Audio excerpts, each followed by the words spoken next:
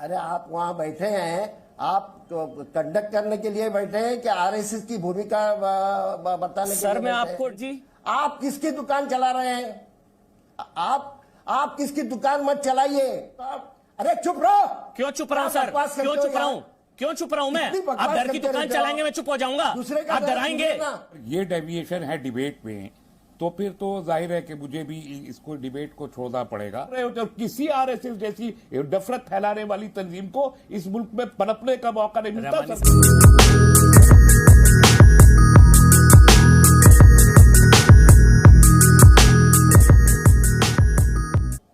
अरे आप वहाँ बैठे हैं, आप तो कंडक्ट करने के लिए बैठे हैं कि आरएसएस की भूमिका बताने के लिए सर मैं बैठे आपको हैं? जी आप किसकी दुकान चला रहे हैं? आप किसकी दुकान मत चलाइए। सीनियर लीडर हैं, मैं चुनौती दे रहा हूं आपको। एनआरसी का मुसलमानों से क्या लेना देना है बता दीजिए, अगर आप बता सकते हैं तो फुल फॉर्म के साथ। 1 मिनट का टाइमर चलाइए दलवाई ठीक है साहब। ना, सीए निकाले। बोलिए। नहीं बोलेंगे, पता ही नहीं है, बोलिए। ऐसा है, जी ये सर। जो रिसर्च है उसमें क्या क्या बातें आती है? बस अब गोल पोस्ट चेंज हो एक तो गया। धार्मिक स्वतंत्रता की बात आती है। बताइए ना एनआरसी का दूसरे मुसलमानों से। मजहब अब ये का हिट एंड रन नहीं आदर चलेगा, करने की डरा बात के आती है। भागेंगे नहीं ना सर। संविधान में जवाब दीजिए दिए मेरी हुए बात का। जो नहीं, हुकूक है, या तो माफी मांगिए, वो अपने शब्द हुकूक के वापस बारे लीजिए। में बोला गया है, इसमें पर हम बहस करेंगे। अपने शब्द और वापस लीजिए। आप डरा रहे थे, अलग अभी मैंने डर धर्म की के दुकान लोग बंद कर दी सबको आपकी। यहाँ एनआरसी का मुसलमानों से लेना देना नहीं है कुछ। करने का भी एनआरसी में दिया है। नेशनैलिटी पूछी जा रही है, भारतीय है या नहीं है, इररिस्पेक्टिव ऑफ दूसरे रिलीजन। लोगों का। अरे चुप रहो। क्यों चुप रहा हूं सर? बकवास करते क्यों हो चुप रहा यार? हूं? क्यों चुप रहा हूं मैं? इतनी बकवास आप डर की करते दुकान रहते हो। चलाएंगे, मैं चुप हो जाऊंगा? दूसरे का आप डर डराएंगे? सुनिए ना। चुप कर बे कुत्ते। गजब बेइज्जती है। डर की दुकान चलाने बैठे हैं, एबीसीडी नहीं पता, एनआरसी सी कहां? जाइए उठकर फुल स्क्रीन पर दिखाइए इनको, चेहरा दिखाइए, फुल स्क्रीन पर दिखाइए इनको। नागरिकता दी जा रही है सर, एनआरसी में नागरिकता दी जाती है सर। को इस तरीके से डेविएट करके करना चाहते हैं तो मुझे भी दलवाई साहब के साथ ही जाना पड़ेगा। अगर ये डेविएशन है डिबेट में, तो फिर तो जाहिर है कि मुझे भी इसको डिबेट को छोड़ना पड़ेगा। ये बड़ी अच्छी बात कही आप। क्योंकि मुझे नहीं लगता कि हम सीए और एनआरसी को लेके यहाँ डिबेट करने बैठे हैं। आपने पीईडब्ल्यू की एक रिपोर्ट भेजी थी सुबह, वो मैंने पढ़ी इसलिए कि आपने भेजी थी, और उसी पर डिबेट करने के लिए मैं तैयार हूँ यहाँ।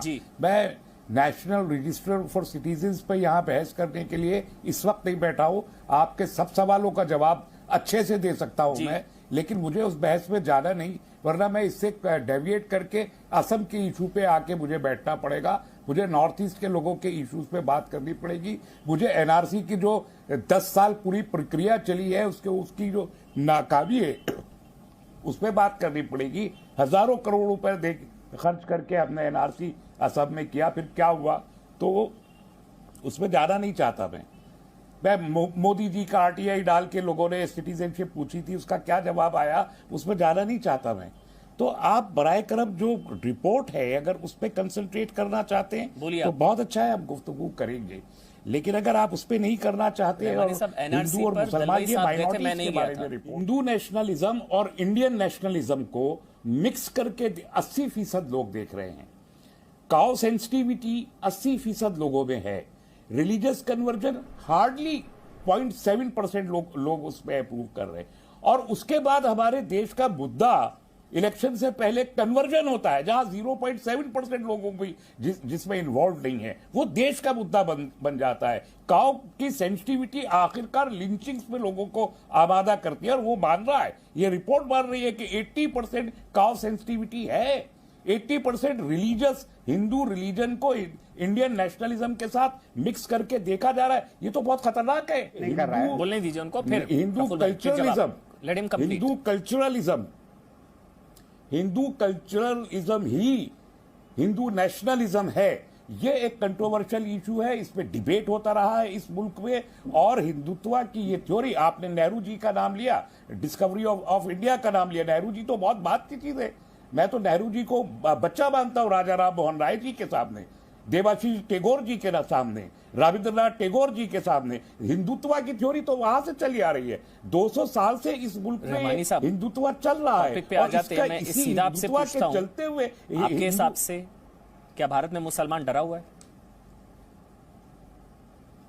नहीं, आप अभी डेविएट मत कीजिए। मुझे सवालों का जवाब देने चाहिए। नहीं, मैंने कहा कि ये हिंदुत्व का जो कॉन्सेप्ट है, ये राजा राम मोहन राय जी के जमाने से चला आ रहा है। डेविएट नहीं कर रहा हूं, मेरी टॉपिक आज सावरकर का जी वही के है। पास आके टू नेशन थ्योरी की मेरा टॉपिक आज का वही है, रहमानी साहब। अब मुल्क की तकसीम पर एक जुमला मुल्क की तकसीम पे बोल दूं, जो दलवाई साहब भी बोल के गए और ये, लेकिन मैं उसको और वाइडर रिस्पेक्ट में एक सेंटेंस बोलना चाहता हूं। मुल्क अगर डिवाइड ना हुआ होता तो अनडिवाइडेड इंडिया में 60 करोड़ मुसलमान होते, जो पूरे दुनिया की मुस्लिम पॉपुलेशन का 35% होते। अच्छा। 35% of the world Muslim population alone would be living here in India, और हम पावर शेयर कर रहे होते। और किसी आरएसएस जैसी नफरत फैलाने वाली तंजीम को इस मुल्क में पनपने का मौका नहीं मिलता। सकता ही है।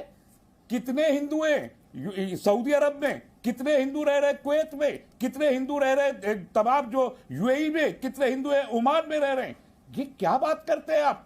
कितनी बड़ी तादाद हिंदुओं की है, और हम फॉरेन एक्सचेंज कमाते हैं उन मुस्लिम मुल्कों के जरिए जहां पर वहां से ज्यादा अधिकार हिंदुस्तान में, मजहब का एहतराम करते हुए वहां रखा जाता है, जहां मंदिर बनाने की जमीन दी जाती है। अरे यहां मंदिर डेमोलिश किया जाता है और कुवैत में मंदिर बनाने के लिए जमीन दी जाती है। कैसा टॉलरेंस की बात कर रहे हैं आप? 700 साल यहाँ पर कोई दंगा कोई फसाद नहीं हुआ, और आप यहाँ पर ये कहते हैं, और आप ये कहते हैं कि साहब यहाँ पर मुसलमान कहीं भी टॉलरेट नहीं रहता।